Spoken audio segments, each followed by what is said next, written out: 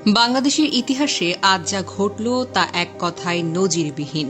সেনাবাহিনী, RAB, police, প্রশাসন সবাই দাঁড়িয়েছিল একজন নারীর পাশে।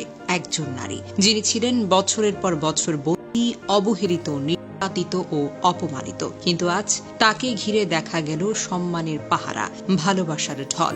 এমন প্রোটোকল, এমন সংবর্ধনা, এমন ভালোবাসা বাংলাদেশে আর কোনো রাজনীতিবিদদের ভাগ্যে কি জুটেছে?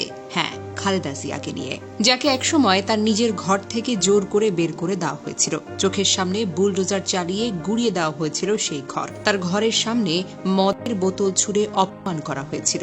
এমন অপমান কোনো নারী, কোনো মা, কোনো প্রাক্তন প্রধানমন্ত্রীও কখনো সহ্য করতে পারেনি। মিথ্যা মামলা, বিচারহীন অমানবিক চিকিৎসাহীনতা, সবকিছুর মধ্য থেকে তিনি মাথা নত করেননি। তিনি হারেননি, তিনি অপেক্ষা করেছেন। আর আজ সে অপেক্ষার মূল্য মিলেছে জনতার ভালোবাসায়। আজ খালেদা জিয়ার পাশে দাঁড়িয়েছে জনগণ। আজ তার চলার পথে ছায়া হয়ে দাঁড়িয়েছে রাষ্ট্রীয় বাহিনী।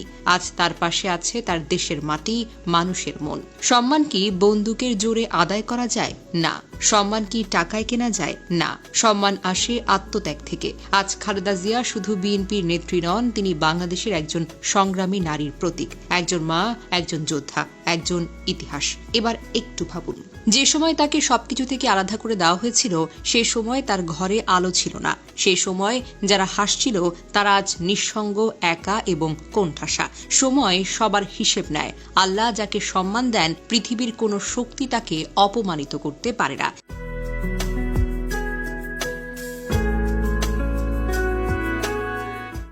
ইতিহাস থেকে জানা যায়, খালেদা জিয়া কখনোই রাজনীতিতে আসতে চাননি। একজন সাধারণ গৃহিণী হিসেবে স্বামী শহীদ প্রেসিডেন্ট জিয়াউর রহমান ও সন্তানদের নিয়েই জীবন কাটাতে চেয়েছিলেন। কিন্তু 1981 সালে জিয়ার মৃত্যুর পর জাতির সংকটময় মুহূর্তে বিএনপির হাল ধরতে গিয়ে তাকে প্রধানমন্ত্রী হতে হয়েছে এবং দলের নেতাকর্মীদের অনুরোধে তিনি রাজনীতিতে আসতে একরকম বাধ্যই হয়েছেন। সেই নারী পরে হয়েছেন দেশের 3 বারের প্রধানমন্ত্রী।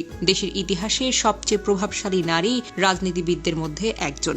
মাত্র 46 বছর বয়সেই তিনি প্রধানমন্ত্রী হন, যা বাংলাদেশের ইতিহাসে একজন নারীর জন্য একটি যুগান্তকারী ঘটনা। 1991 সালে নির্বাচনে বিজয়ের পর তিনি প্রথম গণভোটে সংসদীয় সরকার ব্যবস্থায় নির্বাচিত হন, যা ছিল বাংলাদেশের জন্য একটি বড় রাজনৈতিক পরিবর্তন। তার শাসনামলে দেশে বহুবার অবরোধ, হরতাল, রাজনৈতিক সংকটের মধ্যেও তিনি সাহসিকতা ও দৃঢ়তার নেতৃত্ব দিয়েছেন। খালেদা জিয়া 2 বার রাজনৈতিক প্রতিহিংসার শিকার হয়ে কারাবন্দী হন। তত্ত্বাবধায়ক সরকার এবং আওয়ামী লীগ সরকারের আমলে সাজানো মামলায় তাকে বন্দী রাখা হয়, কিন্তু বারবার তিনি প্রতিকূলতা মোকাবেলা করে ঘুরে দাঁড়িয়েছেন। জেলে থেকেও তার জনপ্রিয়তা কমেনি, বরং সাধারণ মানুষের মাঝে তার প্রতি সহানুভূতি ও